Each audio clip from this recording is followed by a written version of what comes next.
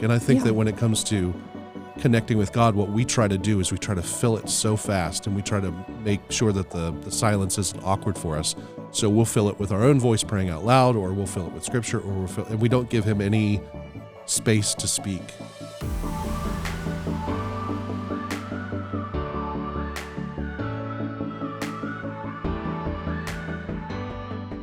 Hey, welcome back to another week of Behind and Beyond. I'm Allison, and this week I get to sit down with Pastor John as we discuss more of a sermon from this past weekend. John, welcome to the podcast. Yeah, thanks for having me back. Good to have you. Thanks. Happy St. Patrick's Day week. Oh, yeah. Isn't this your people, Riley, I'm assuming? Yeah? It is. Yes, Mine very too. much so. Yeah. Yeah. Yeah, St. Patrick, that's maybe we could touch on St. Patrick. That would be a fun topic. Sure. What do you want to say about St. Patrick? Well, I've been telling people all weekend because, people just like show up, they wear their green, and they're like doing the whole St. Patrick's. Yeah. Right now. Well, yeah. So is that green? It's kind olive. of green. Yeah. It's olive. Okay. So St. Patrick wasn't Irish, and that's like the biggest thing that people don't know. It's always like the fun little fact to throw in there. Yeah. That he was not from Ireland. Missionary to Ireland. Missionary to Ireland. Yeah. Mm-hmm. Initially forced. He was human trafficked into Ireland as a teenager. Mm-hmm. And then left, and then kind of did some training, and then got a vision from God and went back into Ireland. But along the topic we're going to talk about, he spent a lot of time in Ireland as a slave in solitude. Yeah. It really developed a lot of his theology. Yeah. Whoa, look at that transition right there into the sermon. I wasn't even prepared for that. I had another icebreaker for you. Oh, okay. Well, what was yours if you wanted to go to? With the other icebreaker? Yeah, sure. Okay. Well, I was thinking about, it's kind of around the topic of solitude, though. Okay. I want to know this is not really solitude in the sense of the practice, the spiritual practice that you're talking about, but just maybe being alone. What's your dream day alone like? A dream day alone? Oh. Like, what would you do? I'm a pretty simple person. I'd probably spend some time in my garage, like doing something, just kind of being alone, spending time working on a project. Are you the type of person do you ever go to the movies by yourself? Would you go by yourself? Absolutely. Oh, yeah. Yeah, absolutely. I thought you might be. I would never. I have probably seen more movies by myself than I have with other people. Oh, you do it a lot. This is like a regular thing. I wouldn't say for a you. lot, but for the percentage-wise, I'll absolutely go see a movie by myself. Interesting. Yeah. Never done it. Yeah. Why is that weird to you? I can't imagine wanting to sit in a theater by myself. Would you go to a restaurant by yourself? Sure. Yeah. Yeah. But never. See, I would never do that either. That is different though, because when you're in a restaurant, you get to sit across from somebody and you get to interact with them. Yeah. When you're in the movies, do you talk to the other person? I sometimes probably do. I'm like, what's going on? I'm probably one of those annoying movie talkers, So yeah. I'll go to a movie by myself. Yeah. Why not? Yeah. That's my husband's like that. He will bring this satchel thing, and he'll put his McDonald's. He'll get a Big Mac, and so this is his dream evening by himself, just at the movie theater with a Big Mac, and I find that odd, such an interesting way to spend your time. So I mean, we all recharge in different ways. Yeah, right? I know. So, I know. Yeah. I figured you were a movie by yourself type of person. Sure, I really do love movies because I love to read a lot, but I don't read a whole lot of fiction.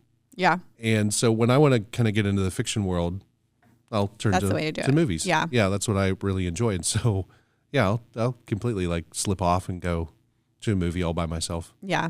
But that isn't, going to a movie by yourself is not the type of solitude you were talking about this weekend, right? And I was trying to be careful to frame that up. Yes. It's not just me time or. Yeah. I was really looking forward to this practice. I knew this was coming as one of the practices we were going to be talking about. And I was really looking forward to this one, maybe most of all, because I think it's one of the more mysterious ones for us, or just kind of what does this mean? What do I do in solitude? Is there anything that you would like to share or talk about that you didn't get to in your sermon?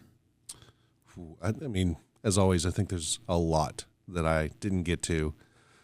I think probably one of the things that I wish that I had some space to speak of was kind of how the practice of solitude and the importance of community play off of each other a good bit. Mm-hmm. I read into Dietrich Bonhoeffer's got a really good book called Life Together. He's really all about community. He's a pastor during World War II, and he kind of talks about the dynamic between community and solitude and how they that if you are a more introverted person, you like your alone time, you have to be careful and cautious of solitude because you can just kind of drift away from community. But at the same time, if you're a really heavily community person, then you have to also be careful because then you'll find all your value, all your connection there, and then you won't be able to practice solitude. So he said the best people who can practice this are folks, I guess kind of the way he described it was that the best people who are able to practice community well are people who know who they are in solitude and vice versa. Yeah, interesting. So you're not really ready for community unless you can master solitude. Be alone too. Yeah. And you're not really ready for solitude unless you can kind of master community. Yeah. Because essentially that way that if you're secure in who you are when you go into solitude, then when you go into community, you're not looking for anything. You're not trying to get things out of people. You're just simply able to be with people because you've found your recharge with the Lord in solitude and vice versa. Yeah. So it's that dynamic. I wish I could like really go down that rabbit hole and figure that out a little bit more. That's fascinating to me. So if I had like a part 2, that's probably where I would try to go. Yeah. Which Amanda's doing community is she doing next week? Community? Or it's maybe it's a coming few up weeks? soon. Yeah. I do think that's such an interesting juxtaposition between the two and how they're both practices and they're almost in I wouldn't say opposition to one another, but they're obviously kind of opposite ends of the spectrum. And I was thinking about this a little bit this week and just the difficulty of our current climate in the sense that we are known as being a lonely, kind of isolated generation that you see the kind of collapse of institutions. There's not as many local organizations. People are, what's that book called? Bowling Alone. Bowling Alone? Yeah. There's this like sense of we are not in community with one another the way we were even, 50 years ago. Yeah. So we're not really doing community well. No. But then on the other side, we're not really doing isolation very well either because of my device or podcasts or Alexa in the background, or I hope I didn't just set off people's devices. But you could never be in quiet ever again if you wanted to. Like there could always be noise in the background or something that's distracting you. And so I just find us such a distracted people, and we're not really doing either one well. I'm curious what you think, like how do we think about that? As this is different than Jesus's day, obviously, where we have a new maybe temptation that wasn't there for previous saints before us. How do you think we navigate that? Yeah, I mean, is it a new temptation or is it just like showing up in a different form? Yeah. Right? Because if you think about it, in the scriptures, if we're called to practice solitude, but we're also called to really radical community, which you see both of those in the scriptures, the best place for Satan to keep us is kind of in that weird middle ground where we can't really figure out each other. So we have this false sense of connection with the internet and social media, and then we have this like desire to kind of be on our own where people are not kind of getting into our business. And so he keeps us in this weird middle ground. And really it does all start with all the distraction, right? I kind of hit on some of that this weekend, but it's just a lot of distraction that we allow, a lot of noise that we allow into our lives. And I think that's kind of the first big thing is that it's not a matter of, well, here we are, we live in 2025 and it's different than Jesus's day.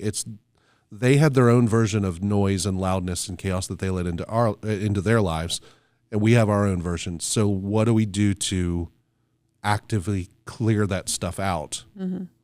I heard John Ortberg speak on this. He speaks a lot on spiritual practices. He was kind of mentored by Dallas Willard, who spoke a lot on it as well. And I remember Ortberg saying that that solitude is one of those places where we have to let God do what he can and realize that there are things that we can't. So, for example, if Jesus tells us, don't be anxious about today, that's not something we can just turn on, right? The only way that we can not be anxious is if we give that to God. He said, so what God can do is he can get rid of my anxiety. What I can do is turn off my phone. And so, like, what are the things that we can do to set up an environment to allow God to work in us? Yeah. And I think a lot of that noise, a lot of that chaos, it just keeps us in that weird middle space where we're not we're not participating in community, we're not participating in really good solitude and connection with the Lord, because we're just not willing to turn certain things off. We just allow the temptations to kind of be there because that's the way of the world. That's what everybody does. Everybody has a smartphone. Everybody watches the news. Everybody has this social media platform. And so the radical way of Jesus then is to really say, like, what am I going to do to, in his words in the Sermon on the Mount, like, do something extreme, cut off my hand, pluck out my eye. What's the extreme thing I can do to clear out space so that God can speak to me? Does that kind of answer the question that you're talking about? I think so. I agree with you. I do think it is just a weird, like, I'm thinking about even, okay, I could go work in my garden. And that's kind of a moment of quiet, prayerful space for me as I'm even moving my body. It kind of keeps me engaged. But you know, what I often do is put in a podcast in my ears, or I do think that's unique to our time in a different way. Like, any activity I'm doing, I can be multitasking. I can have multiple things happening at one time. There is just this sense of the quiet. Like, I don't know. I'm folding laundry. I have a podcast in my ears. I don't have a lot of space in my life that's just, even if I'm doing something that's just quiet, you know? And so I think that maybe is a little bit unique to our time in that regard, that I can just kind of always be plugged in a unique way.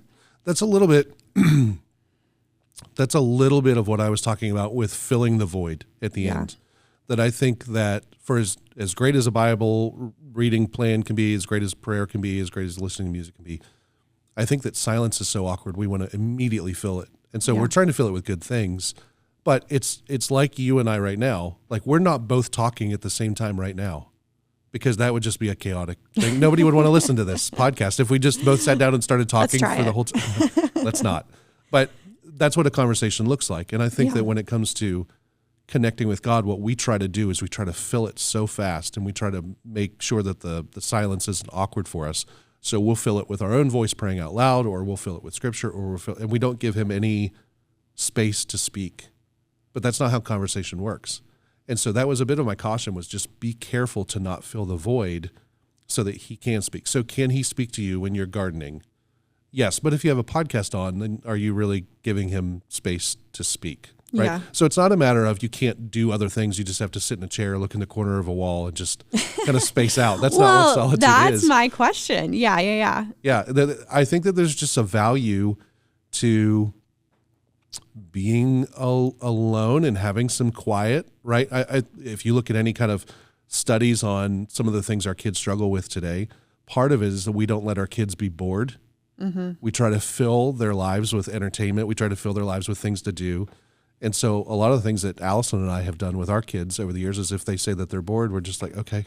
Yeah. Like, go do something. Yeah. Like, figure it out. Like, don't get in trouble, but just, I'm not here to fill the space of entertainment for you. And so sometimes that emptiness is really good. So back to our initial thing, St. Patrick in Ireland, he was a slave and often was alone. He had a very kind of similar like path to David before David was king, where he's in the fields and he's a shepherd and he's watching over these sheep. So I think David developed that heart, that we see in the scriptures about the heart that's after God out there in those fields all by himself. Yeah. He's looking up at the heavens and he's saying, when I look at the stars, who am I that you would even consider me? Like, he has this really deep understanding of who God is because he was out there all alone in solitude, and that developed who he was later. Same thing happened with Patrick. Out there kind of all alone, he was reminded of his parents' faith. He was a teenager who was then, a slave in Ireland, went back to where he was from, trained as a priest, got a vision from God, went back to his captors, and began being a missionary for Ireland. So there's just something about solitude that just, it develops us. It helps us to hear God in such a different way, like just a deep and different way. Yeah. I was listening to John Mark Comer talk about Martin Luther King and Jr. and how there's a story about how he was maybe in kind of at the beginning of his work in ministry and advocacy. And it was getting pretty violent, and his daughter was maybe only 2 at the time. And he was he hadn't really made a name for himself at this point yet, but he could see kind of 2 paths, right, that he could take. And he was feeling like, I don't know if I can do this. And so the story goes that he one night couldn't sleep. He woke up in the middle of the night, went downstairs and made a cup of coffee and just really was beginning to pray and just kind of said, Lord, I'm trying to do what I think is right, and I don't think I can do this. I think I'm done. And in that time, in that quiet of the evening, he just felt very clearly that the Lord spoke to him and said, you know, these are the things I've called you to. Until the end of the earth, I will be with you always. And that was a marker moment in his life that really helped him choose the path he would take towards fighting for justice and advocacy. So John Mark Comer makes the kind of question of like, what if that happened today and Martin Luther King Jr. wakes up and he's like, oh, I can't sleep. I'm going to just scroll my phone for a while. Yeah. Like he would have missed the voice of God, perhaps. Yeah. You know, not that God can't speak beyond that, but it is this sense of the quiet in the space that the Lord is working in lives. And you can see that kind of in St. Patrick, Martin Luther King Jr. You can see that in a lot of people who follow the Lord stories. Yeah, creating that. And that's the big thing. That's what solitude is on our part. Yeah. It's just creating the space, right? So it's not our responsibility to like even try to force a result out of this of saying, okay, I'm going to go into solitude for this half day and I'm going to come out a very different person and the Lord's going to speak to me. Like he might not have these big words for you in that moment, but it's kind of just developing the practice in your life of having space where it is silent. That's what our responsibility is in solitude. Mm-hmm. He will speak however he speaks. Yeah. Right. And it's not a matter of us trying to force it to happen. Yeah. But I think that's a big thing that I was trying to hit on this weekend is that we're not great at doing that. None of us are. Yeah. And even for me, like I'm a bit of a internal processor. I'm a bit of an introverted person. I think a lot of people think, well, I got this topic this weekend because I'm good at it. Because you go to the movies alone? Because I go to the movies alone, right. And I'm not. I really struggle with it. I think that everything that I talked about this weekend were things that I have somewhat experienced here and there, but I really long for them. It was almost like this is what I wish that I could have more of. And that's what the sermon kind of came out as. Yeah. Yeah. Okay, can we talk just very practically about what this looks like? Because I think that's where I have some questions. I'm like, okay, I get the idea of a quiet time where I sit with my Bible and I pray and, you know, have my coffee. But I feel like I'm hearing you say, give some space even from that. So, mm-hmm.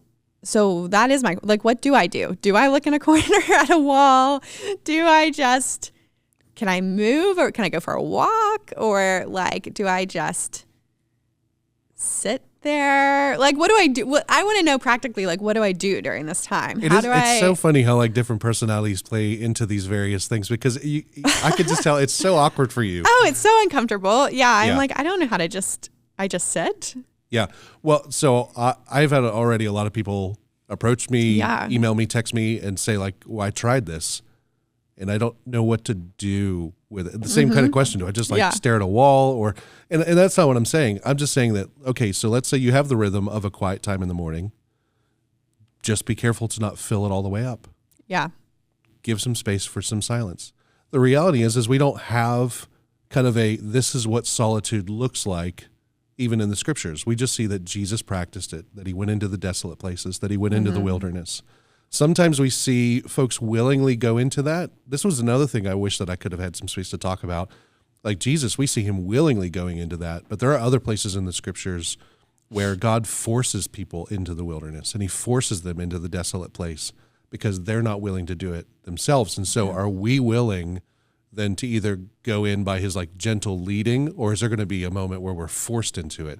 An example of this is in Hosea, where God is kind of using Hosea and his wife as this image of the relationship between God and Israel. And there's a moment where he talks about Hosea's wife, which her name is Gomer, which is the funniest name in the Bible, Gomer. Just because it's weird? Just marrying somebody named Gomer. I don't know. But he talks about it. He says, I'm going to allure her and I'm going to like woo her into the wilderness to show her what she has been missing. So she's kind of forced. Israel is forced into the wilderness through exile. So that was one that I kind of wish that I would have went down. But on the practical side of things, I think that is I think that that's the reality that we see, is that you don't have this is how you practice solitude in the Bible, right? We just see that it is a desolate place that Jesus goes into. So what does it then look like? I think it looks different for a lot of folks. I don't think that it is just sitting in a chair staring at a wall. Okay. But I think that it is trying to create space where he can speak. Yeah. That's probably the simplest way that I could put it. So don't fill up your life with podcasts, with music, with distraction, with news, with social media. Just don't fill it up. Just try to do whatever you can to remove the noise. For me, a lot of times it's just, I do a lot of commuting around to different campuses, and I will just be really intentional about not turning on anything in my car. Yeah. Just so I can have that space, right? That's kind of an easy win. But sometimes with a quiet time in the morning, it is just saying, okay, I'm not going to read yet. I'm not going to even pray. I'm just going to kind of sit here in the silence and see if he has something to say to me for a few minutes. Yeah. And then I'll go and I'll read. So that's kind of the practical side for me. Yeah. Yeah. Just really quickly, I'd like to nominate another name for worst name in the Bible, though. I think Dorcas might Dorcas be is up there. Yeah. So people can vote in maybe this week which one they think is worse. Dorcas or Gomer. Okay. Well, what about, people did say this to you, and this was a question I had. So I tried this. It didn't work. Now what? Yeah. Well, I think that all of these spiritual practices, they're going to be like a muscle, right? Yeah. It's the first time you try them, they're not going to be easy. If you think about trying to do anything new, you're not going to come out of the gate and be amazing at it. It's going to take some time. Even for me, I have had about 20 some years of experience with this, because I had people early in life, like this friend who invited me to that silent retreat. And I'm still trying to figure it out 20 years later. But so it's not a matter of like you nail any of these practices. They're always going to be ongoing. You're always going to be learning. And so I would say, if you're trying it, then keep trying it. And just keep trying different ways to implement it into your life, because if one doesn't work, then try it another way. Yeah. I'm just saying, there's just so much value to having God speak in silence compared to him speaking through the scriptures, or speaking through even community through another person, or speaking through a worship song or something. There's just so much value to that. I think that he really does reserve some of his deepest, most beautiful things for when we're willing to do that, because the noise is so pervasive in our lives that when we're willing to do that, like the James passage I closed with, that when we're willing to draw near to him, then he will draw near to us. It's kind of like when he sees the effort, he's going to get there. And it might not happen the very first time. You might carve out 10 minutes and try it on a morning and be like, well, that was an eternity, and it was awkward, and I heard nothing. Well, then try it the next day. Yeah. Just kind of keep trying it. We were talking about this a little bit even before we started recording the podcast, but I think it's Dallas Willard, but I'm not totally sure. But I think it was him that gave the analogy of like music, for example, that you wouldn't go and be inspired by a concert and then just go be like, cool, I can be a musician. I'm going to do a house show in 2 days and invite all my friends and put on a house show. Of course not. The inspiration now has to lead to practice. And it would take maybe 2 years before I'm ready to play for someone else.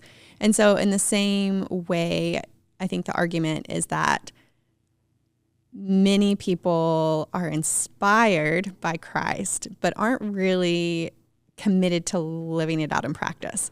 And so we can't just be inspired by who Jesus is and then expect that to just make us like Jesus because we're just inspired by it.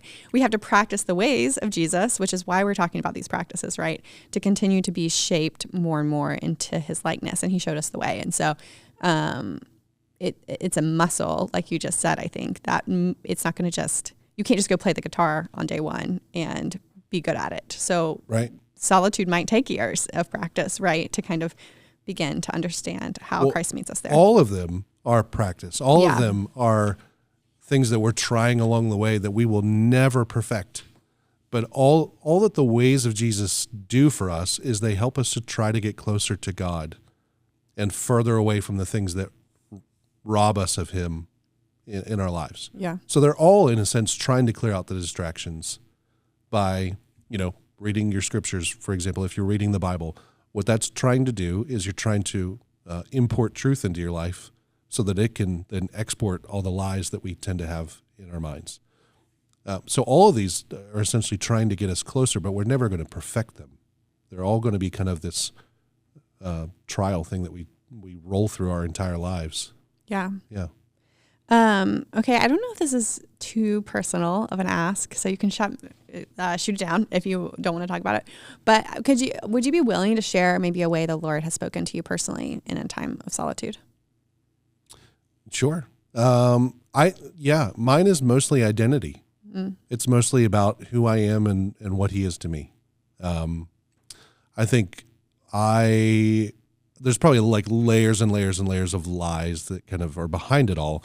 But a lot of times I'm just reminded how much he loves me, how proud he is of me. It's a lot of identity stuff that I hear in those quiet moments. A lot of times it's scripture that I have memorized because I like to memorize certain passages and portions. A lot of times those things will just come to mind in those quiet moments. So it's not me reading the scriptures. It's just, ones that I've memorized that he reminds me of. But for me, it's a lot of identity stuff. Yeah. Yeah. And then as we're entering into solitude, obviously there's kind of two types of noise, I think. There's the external noise, but then there's the internal noise. So the external noise feels like we're still kind of addicted to it. So it's still not totally easy, but okay, I can put my phone away. Yeah. I can make an intentional effort here. The internal noise sometimes can be, I think, the trickiest part and the less obvious of how to handle that. Yeah. What would you say to someone who feels like as soon as I get quiet, the internal noise just becomes so much, too much? Maybe I'm dealing with things or facing things that are really hard to face. I'm not prepared to face. What do I do with this? I think that's the side of the muscle that needs to be like in repetition, because you're right. The external noise, we can almost through willpower, we can kind of get rid of that stuff. I can turn off my phone. I can turn this off. I can create some space, but the internal stuff is what really takes some time to, maybe for a lack of a better word, like somewhat master. Yeah. Because there are going to be a lot of things that come into your mind. I mentioned it briefly there about like your brain is going to drift. You're going to start thinking of your grocery list, your to-do list, your conversations. You're going to start thinking about all that stuff. And that is not something that there's like a easy formula to just turn off. It takes a while to kind of do it. But then second point, I also mentioned like when you go, take truth with you, take a scripture that maybe you've memorized with you. And I think that that's what we need in solitude, is kind of a thing that brings us back to center, because we're always going to drift. We're always going to get kind of anxious about things that are going on. That noise is really hard to develop. I personally, I don't think that is the part of the noise that we can actually get rid of. I think that our responsibility is get rid of the external stuff and just allow him to help us meet us because sometimes it's like my grocery list, but sometimes it's like this person I really love is dying and I don't really want to deal with it. Yeah. Or there's like this person deeply hurt me and I have been trying not to think about it. Or sometimes it's like deep hurts that kind of come up in that quiet space, I think. Well, to what I said earlier about Ortberg, where he said like, I can't just turn off being anxious, but I can turn off my phone and I can let God help with the anxiety. Yeah. And I think that that's what it is, that our part of solitude is clear out the external distractions and then come to him with all the internal distractions and say, Lord, I need you to help me deal with all of this, all of this heaviness, all of this weight that I'm carrying. And he does promise us to like come to him and I will give you rest from not just physical rest, but rest from that kind of turmoil that we have inside of us. Yeah. Yeah. And probably things that we need to pay attention to that we've just been going. Like I know my tendency is to almost just work to avoid things sometimes or to fill podcasts because I don't want to deal with something. And so that's probably what the Lord is saying, like, no, I want to work through this with you here in this space. Yeah, I think that's the biggest reason we don't. First of all, I don't think that solitude is like this super on the surface way of Jesus practice that we can see as clearly as, oh, I should pray, I should read my Bible, I should be generous, I should serve others. Yeah. I don't think it's up there, but I also think that we are a bit scared of it. Mm-hmm. It's a little terrifying to sit in silence because of that stuff, because there's so many things that we don't want to deal with. And we know that if we sit in silence, that's the stuff that's going to come up. Yeah. Yeah. It's a little scary. It is. Like reading your Bible is not scary. Yeah. Praying is not scary being generous can be a little scary depending on finances. Sharing your faith can be scary. But I think like solitude, there's a bit of a terrifying experience in there. There was one, here's another thing that I had that I didn't share. It's kind of an illustration, but there's a place in Minnesota. It's called the Orfield Labs. And it's I looked into this. Oh, you did? Yeah. I did. Yeah. But no, sorry, go ahead and explain it. It's the quietest place on earth. Yeah. It's a laboratory where they've got all these like fiberglass things on the wall. And so people will go into the lab and they can't really hang in there for very long because it's so quiet that you begin to hear your own heartbeat. You can hear your breathing. You can hear your joints moving. And people start. That makes me so uncomfortable. People start to hallucinate. Really? Yeah, because of the silence in it. I mean, I think that 45 minutes is the longest anyone has made it in there. And they were pretty disturbed by it. Really? I had heard about this about a year ago. Would you do it? This is so funny. Well, this is what I was going to say. I heard about it about a year ago, and at one point there was like a competition to see who could go the longest. And I thought, I could probably do that. And I really looked into it, but by the time I looked at it, they'd shut it down. I thought, already feel like so uncomfortable in my own body thinking about that. Yeah. Yeah, because you start to hear everything. Just the only thing you can hear is you, right? Yeah. So not only like physically do you hear your body, but then just like mentally it drives people a little crazy to be that quiet. Can people not just go to sleep? Like to win the competition? I guess they could. Or is it too quiet to go to sleep? Maybe it's like too hard. I don't know. Well, isn't that fascinating? That is fascinating. I do find that really interesting. That the like silence is a little terrifying for us. They do have those like what are those like water silent chambers? You ever there's like pods where people float. Yeah. In the thing? Yeah, I don't know what that is. I think there's one here in Pittsburgh, but I've never. Again, not my idea of a fun time necessarily, but maybe I should go try it. So. Okay. Know how that turns out. Yeah. Well, okay. Really quick. Dallas Willard argues that solitude is the most radical of the spiritual disciplines or practices. Would you agree with that? Why or not? Yeah, I think for everything we already talked about, because it's so different than all the other practices, and it is a little terrifying. Yeah. So I think it is very radical, and I think that we'll even look at people that practice it and think like they're a little crazy. Yeah. Or they're a little too into their faith. Yeah. Right. That if somebody is like just going off for a few days and like if a friend tells you like, I'm going to go away for the weekend just to be quiet and sit by myself. Yeah. You probably feel like, okay, they got something really bad going on in their life. Yeah. Last night at dinner, we were talking about this, the sermon around the table, and my 10-year-old, I was like, do you think you could do a weekend without talking? And he like started laughing so hard. He was like, I would never make it. Like he knows himself. My younger one was like, I think I could do it. But it's just, yes, a whole weekend feels incredibly radical. And you look at Jesus going into the wilderness for 40 days. And if you had a friend, like kind of, if you had a friend go for 40 days into the wilderness, I think you'd be like, they need help. Like we need to reach out to them. Something's, this doesn't seem right. So yeah. Well, even for me, I mean, again, somewhat introverted person, a whole weekend of silence felt really intimidating to do that. And this was 20 some years ago, but I've thought about that retreat over the years. And I have often thought like, I kind of wish I could do that again. Yeah. There was just something like Friday, you go in so intimidated, so scary. Sunday, you don't want to break the silence. Yeah. There's something so peaceful about that and so transformative about it. Even if you don't have this massive revelation from God, there is just something so peaceful about the fact that we live in so much noise, so much chaos. We don't even realize it until we get in silence. And so, maybe I'll put a retreat together for all of us, and we'll all. That sounds great. I know. I can tell you're excited about it. I would do it. I would try it for sure. I'm gonna try to work this into my life a little bit more. I mean, I do in the car or things like that, but I'm gonna try to find other ways to incorporate this practice. I was really challenged by the sermon. It was great. Good. I mean, I think that's the big thing is it's not something that just naturally happens. Yeah. Right. It's something we have to work for. And so if it's a way of Jesus we see in his life and it's a practice that we know will benefit us, then we need to really work hard to try to integrate it as best as we can. Yeah. It's not just going to naturally happen. Maybe Northway can send me and I can report back from the echo chamber how it's going. Yes. Oh, you could record like a solo podcast from the echo chamber. Yeah. Great acoustics, probably. So probably. Okay. Well, John, always great to talk to you. Thanks for being here. Yeah. Thanks for having me.